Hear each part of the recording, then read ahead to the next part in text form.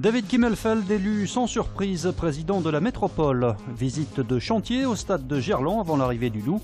Enfin, début prometteur des jeunes pousses de l'OL face à Bourg-Péronnas. Ont obtenu David Kimmelfeld, 92 voix élues. Sans surprise, David Kimmelfeld est le nouveau président de la métropole de Lyon et succède à Gérard Collomb. Le maire du 4e arrondissement a été élu ce matin dès le premier tour avec 92 voix sur les 157 suffrages exprimés. D'abord, un grand merci une nouvelle fois de votre confiance. Vous dire que tous ensemble, et j'en suis persuadé, nous allons pouvoir constituer une majorité de projets et nous allons pouvoir continuer à construire une métropole ensemble, toujours plus innovante, plus humaine et plus rassemblée. Je vous remercie de votre attention. Un changement dans la continuité donc à la tête de la métropole lyonnaise. Le nouveau président a annoncé qu'il poursuivra les dossiers lancés par Gérard Collomb, le ministre d'État, ministre de l'Intérieur, qui a régné durant 16 ans sur la collectivité et qui continuera à siéger en tant que conseiller métropolitain. Je pense qu'avec David Kimmelfeld, la présidence sera entre de bonnes mains. Je suis sûr que les débats continueront à être vifs. On imputait quelquefois cela à mon mauvais caractère. Je pense que lorsque l'on est président, il faut avoir du caractère. Merci à vous. Gérard Collomb qui tournera définitivement la page lyonnaise dès lundi prochain avec l'élection du nouveau maire de Lyon cette fois. Georges Kepenekian étant fortement pressenti pour lui succéder. Face à David Kimmelfeld, 4 autres candidats briguaient à la présidence de la métropole. Véronique Sarcelli pour les Républicains obtient 40 votes en sa faveur. Il nous semble donc indispensable, Monsieur le Président, de tenir compte de toutes les compétences, toutes les énergies et toutes les sensibilités. Cela passe inévitablement par une gouvernance qui garantit la représentation et la pluralité. Une commission permanente respectueuse des différentes sensibilités en est la première étape incontournable. Mais contrairement à ce souhait exprimé, les Républicains n'ont pas obtenu de représentants en commission permanente. Quant aux autres candidats, le socialiste Richard Lung obtient 6 voix, le communiste Bernard Genin en comptabilise 9. Quant à l'UDI, Christophe Jourjon, il en recueille 10. Bon, c'est un rassemblement très hétéroclite, en marche. C'est dans le sens de la majorité présidentielle que l'on retrouve ici dans une majorité métropolitaine.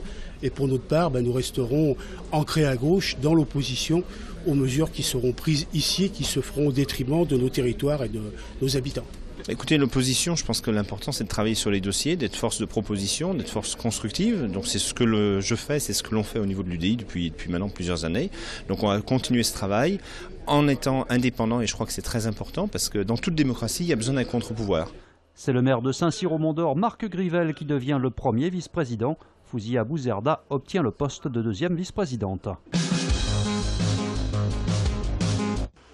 Visite de chantier ce matin au stade de Gerland qui sera livré officiellement au Loup Rugby le 27 août prochain. Alors le stade de Gerland version 2.0, c'est un stade qui va passer de 41 000 places à 35 000 et en stade, je dirais, ordinaire pour les matchs du top 14, on tournera dans une version 24 000. C'est un stade qui sera progressivement totalement équipé, bien sûr, avec les nouvelles technologies. Les habitués de Gerland à l'époque de l'OL devraient redécouvrir une enceinte largement modifiée. Le football a des réglementations de sécurité qui ne sont pas les mêmes qu'au rugby, puisque malheureusement on a connu des événements tragiques au football qui ont conduit à la sectorisation et donc à l'impossibilité de communiquer à l'intérieur du stade sur l'ensemble de sa périphérie. Ce qui n'est pas le cas pour le rugby. Et de fait, on a pu réouvrir complètement la totalité de la périphérie du stade et de ses gradins. Un stade qui permettra aussi une plus grande proximité entre les spectateurs et le terrain. Pour faire simple, on a rapproché les tribunes du terrain et pour ceux qui se souviennent de ce que c'était au Matmut Stadium de Vénissieux, on sera aussi près du terrain que ce qu'on était au Matmut Stadium de Vénissieux. Donc pour bien comprendre, en gros, chaque place dans les gradins latérales a été rehaussée de 2 mètres pour qu'on y voit mieux et rapprochée de, suivant l'endroit où on se trouve, entre 8 et 10 mètres de la pelouse. Le chantier d'un montant de 38 millions d'euros devrait s'achever dans les délais, avec un premier match prévu contre Brive, a priori le 2 septembre. C'est exceptionnel, c'est très jeune. Franchement, je lui tire mon chapeau, c'est un très beau but en plus, plein de sang-froid, donc j'espère qu'il va continuer comme ça. La relève est peut-être bien partie à l'OL, à l'image de Willem Goebbels, 15 ans, et d'Alain Zabana, 20 ans, auteur de 2 buts lyonnais samedi face à Bourg-Péronas, lors du premier match de préparation, remporté au final 3-1 par les hommes de Bruno Genesio.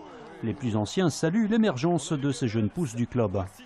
C'est important, c'est l'avenir aussi du club, on est tous passés par là, donc c'est important de les côtoyer, qu'ils se rendent compte du haut niveau, des exigences au quotidien des entraînements, et puis qu'ils prennent le rythme, mais il y a du talent, donc c'est de bon augure pour Lyon. A noter enfin l'arrivée aujourd'hui à Lyon de l'arrière droit Kenny Tete, 21 ans en provenance de l'Ajax. Il a signé pour 4 ans, montant du transfert 4 millions d'euros.